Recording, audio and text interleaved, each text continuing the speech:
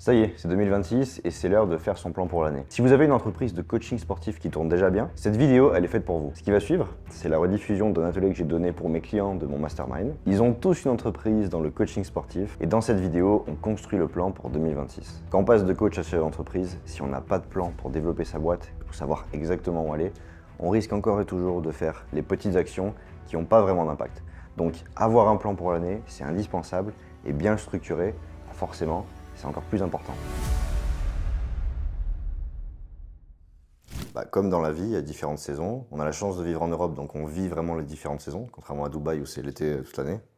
Et en fait, chaque saison aussi a ses spécificités. Et en fait, dans le business, pour moi, c'est réellement pareil. Et le but, ce que j'aimerais vous partager là, c'est que vous compreniez des fois, il y a des moments où vous allez vous identifier. Ah ouais, c'est vrai qu'à ce moment-là, j'étais dans telle phase, plutôt dans le printemps, ou avec certains points que je vais vous énoncer. Ah ben peut-être qu'aujourd'hui, je suis plutôt en hiver ou en été, etc. Et en fait, chaque saison a aussi, va nous demander une forme d'adaptabilité. Quand c'est l'été, on s'adapte. Quand l'hiver vient, on s'adapte aussi pour le préparer.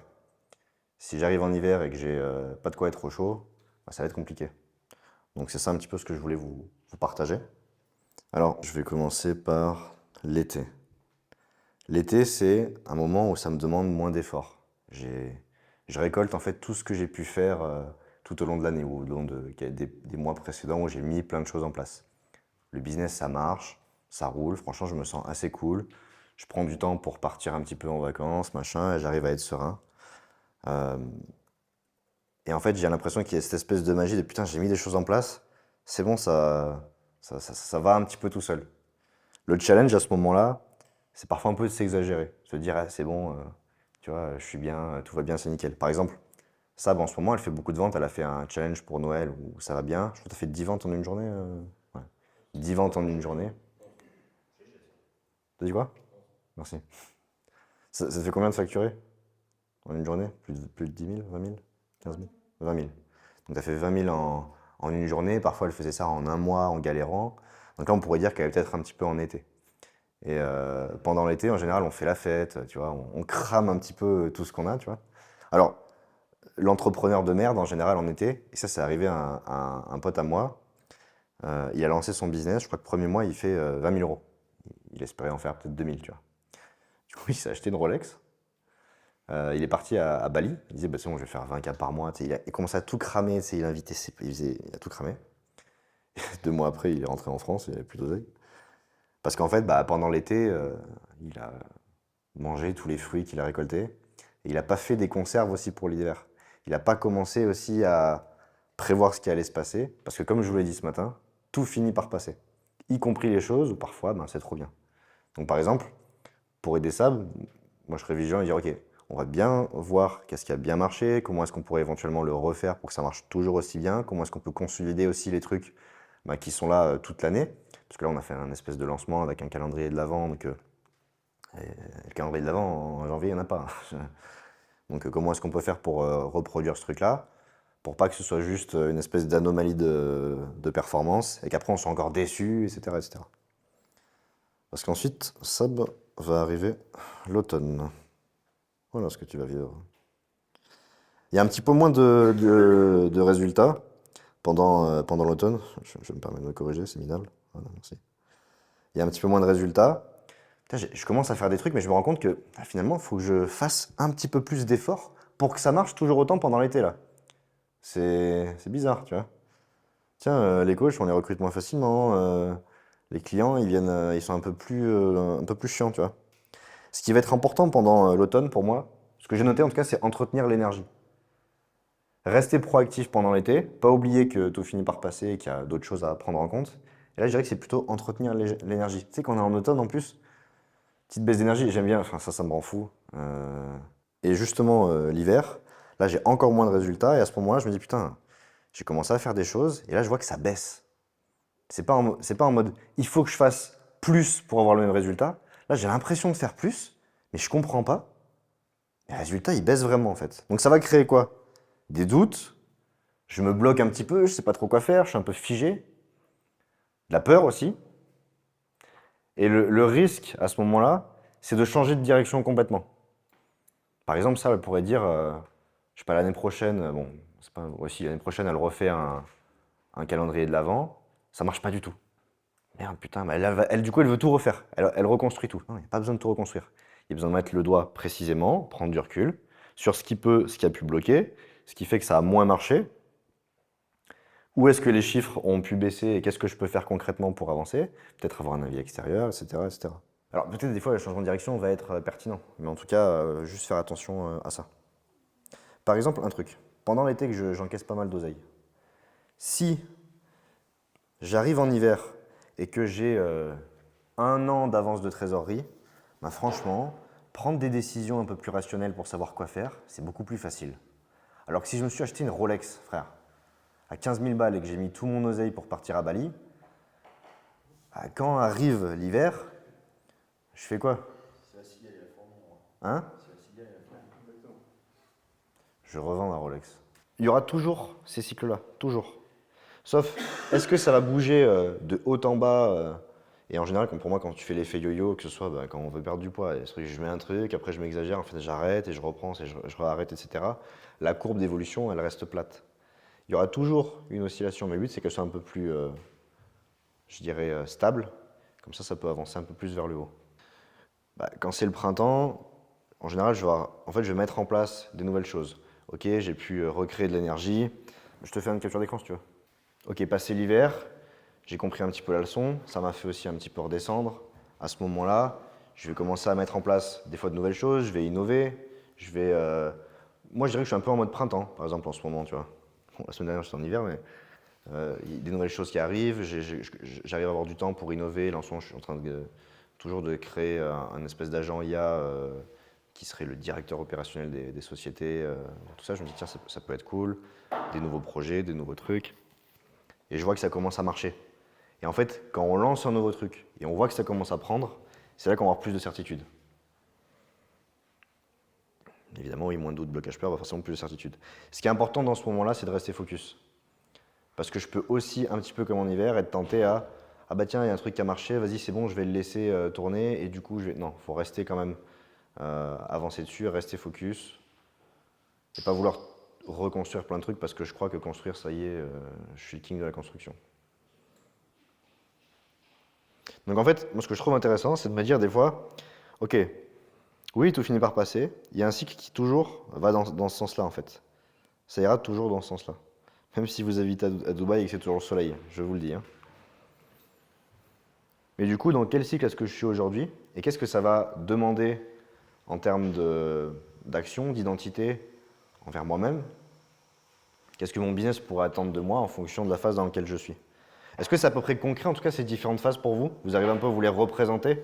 J'essaie d'être un peu clair, même si il y a toujours des cas par cas, des trucs, j'essaie d'être un peu simple dans les explications, mais moi je trouve que des fois, j'arrive à le ressentir presque, alors, je ne vais pas trouver dans ces termes-là, mais tu sais, un peu énergétiquement. Je sens qu'il y a le printemps, il y a un truc des petites fleurs qui viennent là, il y a une espèce d'énergie qui revient. Ça, je fais beaucoup, bon, j'ai fait une grosse semaine, mais en soi, physiquement, bon, oui, vous allez me dire, Milo, tu t'es évanoui à table. En fait, je me sens en forme, je me sens quand même bien, je me sens stimulé, je me sens bien. Et je sens que c'est cool, tu vois. L'été, tu vois, tu planes, t'es un peu, ouais, mec. Non, c'est quand même général, mais en fait, en hiver, alors oui, tu peux être bien tout le temps. Mais en hiver, il y a quand même une phase où c'est un peu plus dur. Ce que je veux dire, c'est, putain, j'ai l'impression que je vais entendre des phrases, si je dois coacher un entrepreneur et je dois identifier dans quelle saison il est. Les phrases, je dirais, c'est, putain, j'ai l'impression, je fais plein de trucs, ça marche pas. J'ai l'impression que j'ai un peu tout essayé, j'arrive un peu au bout de mon truc, je suis épuisé d'avoir fait tout ça. Je sais pas trop comment faire. J'arrive un peu à une espèce d'impasse. Je sens de l'insécurité, tu vois. Euh, Pour moi, ça ressemble un peu à ça, l'hiver, tu vois. Dans l'image européenne des saisons, l'été, tu as plein de fruits, tu récoltes, c'est cool. En fait, l'herbe est grasse, enfin, tu vois, il y a de quoi manger et tu es plus en sécurité l'été que l'hiver où on meurt de froid, où il faut se chauffer, sinon tu es vraiment pas. Enfin, tu vois, c'est ça. C'est plus cette image-là. Par exemple, une Sabrina tout à l'heure qui disait qu'elle aime bien être dans Sab. Sab, qui aime bien être dans des situations, qui aime bien d'être dans des situations de stress ou dans des situations difficiles. Tu vois, est-ce que genre, elle se sent bien quand elle est en hiver et elle fait tout pour que les saisons passent plus vite pour arriver plus vite en hiver? Alors, en ce moment, Ça, bah, elle a une période de stress parce qu'il y a beaucoup de choses à faire avec le truc, le challenge, machin, etc. Mais c'est un stress qui met bien aussi parce que ça marche. Je pense que si ça marcherait pas du tout, qu'il y avait zéro vente, etc., on serait plus sur un truc d'hiver, elle se sentirait pas aussi bien de ce stress-là. Tu vois ce que je veux dire? Une espèce de différents types de stress. Tu sais, t'as un resto, c'est le rush à midi. T'as plein de tables de partout, des commandes, frère, tout le monde commande des bouteilles de vin. À la fin de la journée, tu vas avoir les poches pleines à craquer, tu vois. Ouais, voilà. Tu vois, bah, t'as un stress du rush, mais qui met bien. Alors que si t'as ton resto, qui a un pauvre con qui vient et qu'en plus il est pas content et vient râler à la fin, là tu vas être stressé. Un stress qui va te stimuler parce que, putain, là, je sens que chaque fois il y a jackpot là, dès que j'envoie une pièce. Et on a tous eu ces phases-là, tu vois. Peut-être, je sais pas, peut-être Quentin, quand tu avais démarré la formation Business PT, ça a vite marché, tu vois, comme Ken, ça marche bien, etc. Ensuite, Kylian, ah putain, mais en fait, je commence à être. Je fais plein d'heures, mais je me sens un peu moins inspiré, je commence à fatiguer, je peux pas forcément faire plus, j'ai une petite frustration, c'est moins bien, tu vois. Et je sens que si je continue, ça va être l'hiver, ça va être vraiment chiant avec. Je vais plus avoir envie de coacher. En fait, on peut le prévoir aussi certaines choses, tu vois. Là, si tu restes un petit peu comme ça, sans rien changer ou en gardant un peu plus, des fois plus de distance et moins de proactivité peut-être vis-à-vis de l'équipe, etc. Qu'est-ce qui va se passer concrètement, tu vois? Ouais. Tu vois, l'hiver, il va se manifester comment? Tu peux le prévenir, tu vois. Si tu sais que tu restes pas proactif pendant l'été, donne-moi des idées, je sais pas si t'as des trucs. Bon, si, là, si je fais rien en ce moment, je pense que l'hiver, je peux y arriver vite, tu vois, parce que beaucoup de contrats qui vont s'arrêter autour de janvier-février, perso, et j'ai des coachs, tu vois, qui sont beaucoup en demande d'heures. Donc, janvier-février, si les clients se renouvellent pas, bah, du jour au lendemain, ils sont en mode je veux des heures, je leur donne pas. Donc, potentiellement, ils trouvent des heures ailleurs. Donc, je me retrouve en fait à avoir ni client, ni coach dispo. Et Et autre chose, tu vois, un comportement un peu d'entrepreneur de merde en été, tu sais, il se barre de la boîte, tu vois, limite. Plus de news, c'est bon, tu vois, il encaisse tranquille, et il est plus trop là. Bah, l'équipe aussi perd en motivation, il y a cette perte d'énergie, etc. Et forcément, bah, en janvier, les clients ne renouvellent pas trop, il y a des insatisfactions, limite, bah, vu qu'il n'est plus là, il s'en fout à moitié. Donc perte de certitude de l'équipe, plus bah, potentiellement ils vont se barrer, moins de clients, tout ça. Chaque année, les hivers tuent des gens, hein. Ce qu'on voit sur Internet, c'est beaucoup d'entrepreneurs en été, ou qui ont l'air d'être en été, et qui te vendent l'été. Je vais pas te dire, hey, frérot, clique sur information, tu vas voir, bah, quand ça va être la merde et tout, là, tu vas galérer, mon gars, ça va être là, tu sais. Tu vas te prendre des gros sports et tout, tu sais, des objections en veux-tu, en voilà dans la gueule, tu vois, bref. Le doute, oh là là, les nuits écourtées, bref. En fait, donc forcément, ça crée aussi des fantasmes, et c'est pour ça que pour moi, c'est important d'être sincère avec vous, avec ce qu'on peut vivre, pour continuer d'avancer en fait à chaque saison.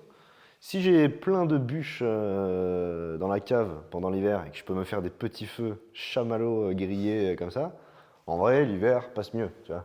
Là, en ce moment, j'en ai peut-être deux, trois qui sont en mode, je sais pas, mi-été, printemps, tu vois, ils veulent faire plein de choses. Et là, il va falloir que j'arrive vraiment à prendre, bah, enfin, faut que je décide de, bah ouais, j'en ai plusieurs qui veulent des responsabilités. Je sens qu'ils sont en train un peu de se vendre auprès de moi, là, plusieurs, pour faire plus, tu vois, et de réussir à les garder dans la bonne saison, quoi.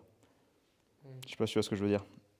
Parce que je sens que je peux vite, bah, effectivement, en passer un à dire, bah, tiens, toi, tu vas prendre tel rôle et tout. Et à ce moment-là, l'autre qui aurait voulu avoir ça, le faire passer en hiver Ouais, complet. bah de toute façon, ça arrivera. Mais tu vois, c'est plus, moi, c'est comment faire pour que son hiver soit pas trop glacial, tu vois. Et que l'autre s'exagère pas en mode, ça y est, c'est moi le manager maintenant, sur le petit chef.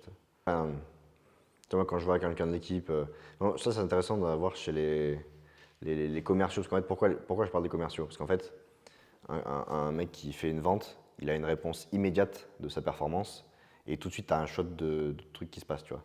Donc, je sais pas, un commercial qui, pendant une semaine, va enchaîner 5 ventes alors que d'habitude, il en fait 2, je te dis une connerie, tu vois.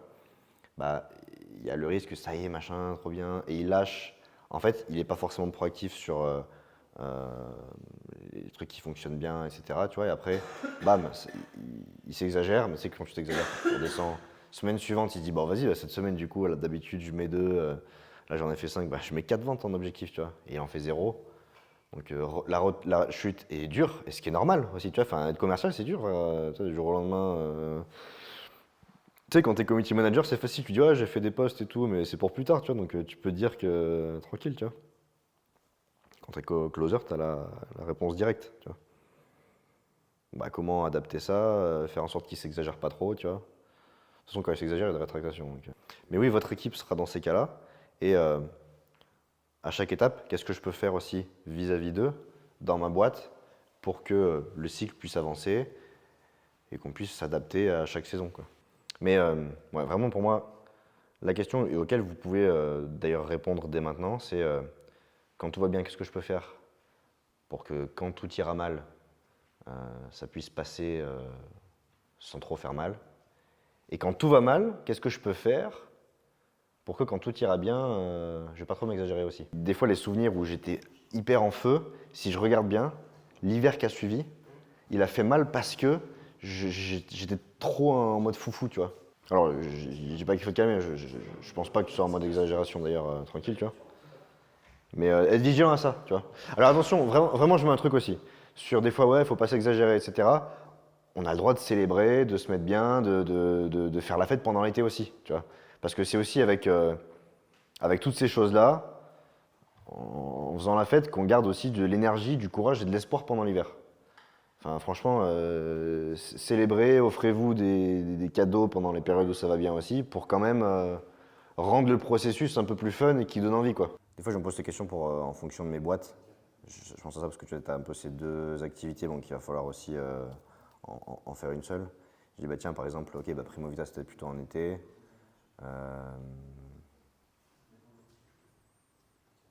William de... Ah oui, je pense qu'on commence, Ah non, en fait, je sais pas.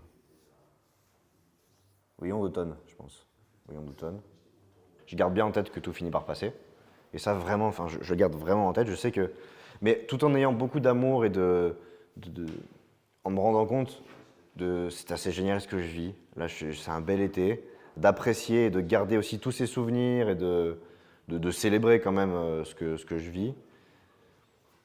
Mais en sachant qu'il va y avoir d'autres phases à un moment plus challengeantes, de me dire que c'est cool, ça va être un moyen de créer encore toujours plus de croissance, de faire grossir mon champ de fruits et légumes.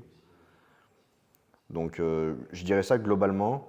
Et après, moi j'ai un truc aussi vis-à-vis des finances, plus tu arrives à être pleinement satisfait avec peu entre guillemets, et je trouve plus ça t'évite des fois de t'exagérer et de mettre des espèces de standards minimum très élevés avec une forme de pression qui fait que putain l'hiver est dur quand tu t'as un lifestyle qui coûte 20 000 euros par mois, frère. En fait la chute est dure. La dernière fois je parlais à un gars qui me disait franchement Léo t'as eu trop de courage de te lancer, t'es parti de zéro, t'as fait tout ça, etc. Et lui en fait il était salarié dans une start-up, en fait la boîte a été rendue, il avait des BSPCE, il est ressorti avec pas mal de cash. Il dit maintenant moi je me lance alors que j'avais un bon statut, il gagnait 8 000 euros net par mois, franchement, bah, tu vois, c'est facile de se lancer quand t'es comme ça. Je dis, mais mec, moi je suis désolé, je trouve que pour moi, partir de zéro quand t'es à zéro, c'est beaucoup plus facile de se lancer que quand t'as déjà un lifestyle où le gars il était salarié à 8K par mois avec un crédit, une maison, machin, etc. Faut accepter en fait de redescendre, quoi, tu vois. Ouais. Moi j'avais rien, de rien à rien, il se passe pas grand chose, tu vois. Donc ouais,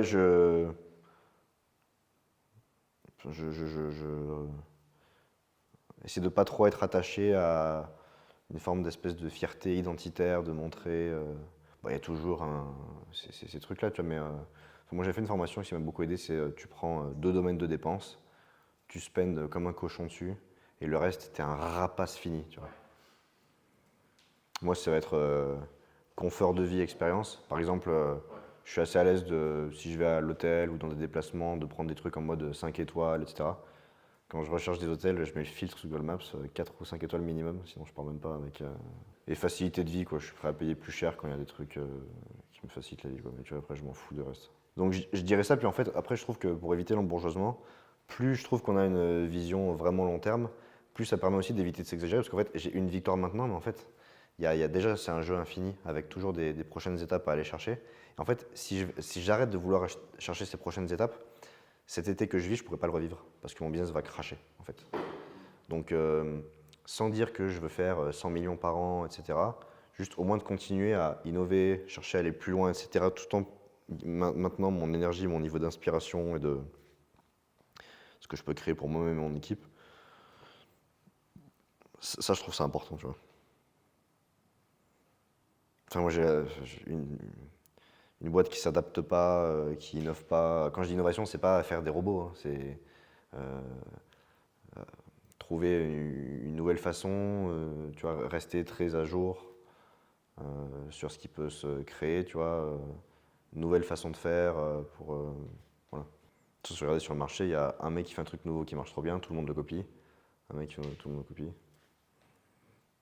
Enfin, les États-Unis font des trucs, tout le monde fait pareil. Les États-Unis font des trucs, tout le monde fait pareil. Et en fait, pour moi, c'est ça, c'est là où ça va être important après de choisir où est-ce que je mets mon focus. Ok, j'ai mon marketing. Dans quelle saison est-ce que je suis? Mon niveau de satisfaction sur 10, il a combien? Bah, admettons que je sois à 4 sur 10, on va dire que c'est peut-être plutôt en hiver. Après, j'ai mes ventes. Après, j'ai ma livraison. Après, je sais pas, j'ai la partie finance. Et ouais, on va dire qu'on va garder que ça pour faire simple.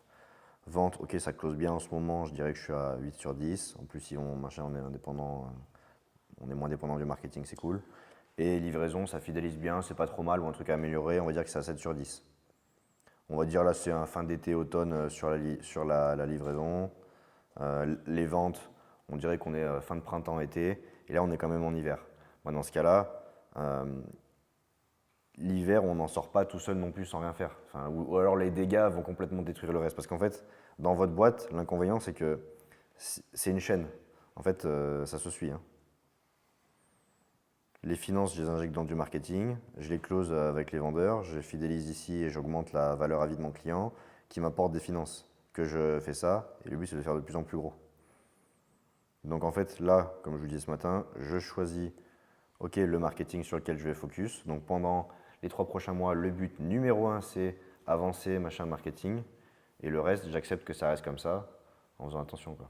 J'essaie de prendre toujours des fois des temps de 2 heures dans la semaine, où en fait j'ai rien à faire. Juste l'intention de, faut que je réfléchisse sur soit une question, un sujet précis, et j'y vais librement là-dedans. J'aime bien souvent me demander, parce que j'arrive à le faire, ouais, je pense, une fois tous les 2 mois. Genre, c'est qui mon entrepreneur préféré du moment? Je sais pas, par exemple, je dirais Guillaume Moubèche. Et je dis, ok, si Guillaume Moubèche reprend mon business là maintenant, qu'est-ce qui changerait? Qu'est-ce qu'il ferait différemment, machin en tant que dirigeant, c'est quoi les traits de caractère, les choses où il serait différent de moi, tu vois? Et je trouve ça super intéressant d'avoir ce genre de réflexion pour bah, des fois rediriger un petit peu la direction de la boîte, etc. Et c'est le genre de truc à faire souvent, quoi. Dans votre rôle de CEO, des fois ça vaut plus de faire ça que de faire les petites factures, tu sais. Donc là, suite à cette réflexion, petit tour rapide, qu'est-ce que ça vous a inspiré et est-ce que vous avez une décision prise ou un truc que vous aimeriez faire plus, moins ou quoi à partir de là? Toi, Kylian? Bah, moi, là, c'est vraiment le focus pour sortir de l'hiver, le focus marketing et contenu. Ok. En, en quoi est-ce que, en quoi est-ce que ça va te permettre de, bah, à la fois sortir de l'hiver et en même temps de faire en sorte que les prochaines années de saison, cycles de saison, seront plus doux, plus Bah, parce que grandioses? concrètement, pour moi, l'objectif que j'ai à 6 mois, c'est ce qui me permet de pouvoir passer tous mes hivers au chaud, très clairement. Et que d'avancer là-dessus, c'est aussi se garantir une sorte de structure, tu vois, qui permette de maintenir ce niveau de revenu. Parce que mon gros focus de 2026, c'est l'acquisition client.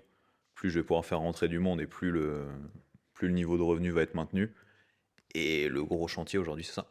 Marketing et contenu. Pour faire rentrer du monde, le reste, c'est plutôt en place. Ouais, Il reste plus qu'à avoir du monde pour que ça rentre, quoi. focus ça, terminé. Voilà, t'as fini ton mastermind, tu peux rentrer chez toi. Allez, Merci. merci. Pour moi, je suis en printemps, donc rester focus. Pourquoi je suis en printemps? C'est par rapport à la vente des calendriers de l'Avent et les retours qu'on a eu dessus. Et l'idée, pour rester focus, ça va être de réussir à processiser en fait ce calendrier, regarder comment je peux l'améliorer, voir comment je vais pouvoir le déléguer le maximum de tâches là-dessus et essayer de voir comment je vais pouvoir le dupliquer dans l'année. Ouais, moi je verrais vraiment, enfin, tu vois, ce que je ferais, Je regarderai, c'est quoi en fait, sans parler du calendrier en tant que tel, mais en fait, ça s'est matérialisé en calendrier de l'avant. Mais tu vois, dans ce truc-là, c'est quoi les trucs qui ont bien marché, les trucs qui ont été faits concrètement, qui ont bien marché? Pour moi, tu vois, par exemple, il y a le partenariat, il y a la façon de faire avec pitcher tes appels en live aussi, tu vois. Donc peut-être que ça peut être, pas refaire des calendriers, mais refaire des Oui, tout à fait. partenariats en pitchant en live, avec un petit Mhm. produit potentiellement, tu vois. C'est d'avoir fait goûter à l'expérience client, surtout Ouais. qui a Ouais, tu vois, c'est ça. En fait, c'est ces trucs-là qui ont été faits, qui ont eu un gros impact, tu vois. Pour moi, vraiment, il y a partenariat, levier numéro un. Enfin, je veux dire, c'est clairement ta pote qui te l'a rempli en faisant des trucs. Et un peu sur tous les points vis-à-vis de l'équipe. Je trouve que tu vas devoir solliciter aussi l'équipe de coach là-dedans, peut-être l'énergie que ça a donné. À Marine, qui est ta success coach. Euh, qu'est-ce- un truc peut-être qui a bien marché aussi ça peut être dans la relation, je sais pas, tu vois, c'est un peu des idées. Pour voir peut-être ces choses-là, peut-être que je peux les mettre à d'autres endroits aussi dans le business, tu vois. Pour tirer tout le nectar de ce petit coup de génie. Toi, Quentin? Moi, là, en regardant vraiment les chiffres, tu vois, je confirme que je sens plutôt en été. Et alors, j'avais déjà un truc que j'avais anticipé pour le mois de janvier, c'est que j'avais changé par exemple les plannings à la salle et ça fait que ça va laisser encore plus d'opportunités pour grossir sur le nombre de cours. Là, ce que je vois aussi, c'est que bah, c'est vraiment le moment de déléguer plus de choses. Parce qu'en fait, comme c'est l'été, là, je peux me permettre de lancer les gens dans les meilleures conditions pour que ça marche, quoi. Et de pas le faire en hiver quand c'est un stress et en plus de mettre un stress par-dessus, quoi. Je vois par exemple qu'en fait, là, quand je regarde, il y a un taux de close là sur l'année où je crois qu'en fait, il y a quasiment 60% des gens qui viennent au rendez-vous qui achètent quelque chose. Et en fait, là, typiquement, il faut que j'ai plus de gens qui viennent au rendez-vous bilan. Et c'est pas une, et c'est plus, c'est pas la prise de rendez-vous, c'est que les gens viennent. Ouais. C'est ça le plus gros problème en fait là, parce que je suis à moins de 50% de rendez-vous Show ignorés. up? Ouais. Donc là, il y a vraiment un truc à faire là-dessus et sur le setting que j'avais un peu laissé. En fait, depuis que Mélissa était partie, j'avais repris à le faire moi-même. C'était de la merde. Donc là, je vois vraiment en fait toutes ces tâches là qu'il faut que, je, que je fasse faire en fait, pour que ça se maintienne. Tu les as Et listés? un, Tu les as listés? ouais. Et du coup, après, ça va avec le fait de en fait, continuer à faire ce qui marche. Parce que là, les questionnaires de clients, ils sont enfin, entre 4 et 5 étoiles pour tout le monde. Euh, En fait, je me dis qu'il faut aussi juste continuer à faire ça pour que enfin, c'est en train de grossir. Quoi. Et de pas chercher à changer. Ajouter des choses, là, le sauna japonais qu'on ajoute, les massages de drainage lymphatique qu'il faudrait qu'on ajoute, etc. Mais de pas chercher à changer ce qui marche. À ce stade-là, vous vous dites peut-être que vous avez une vision claire, des objectifs clairs, mais j'imagine que vous vous demandez maintenant, concrètement, comment est-ce que je peux faire pour développer mon entreprise dans le coaching sportif à ce niveau-là? Et justement, je vous ai fait une vidéo complète où je vous explique exactement quoi mettre en place pour développer votre entreprise dans le coaching sportif, passer de 5 000 € à plus de 50 000 € par mois. Vous allez découvrir comment vous vendre beaucoup plus cher, comment bien déléguer pour que vos clients soient bien satisfaits et que ça ne vous demande pas plus de temps, et même comment créer votre écosystème d'entreprise et potentiellement vous aussi un jour ouvrir votre propre centre de coaching et le développer pour en vivre pleinement.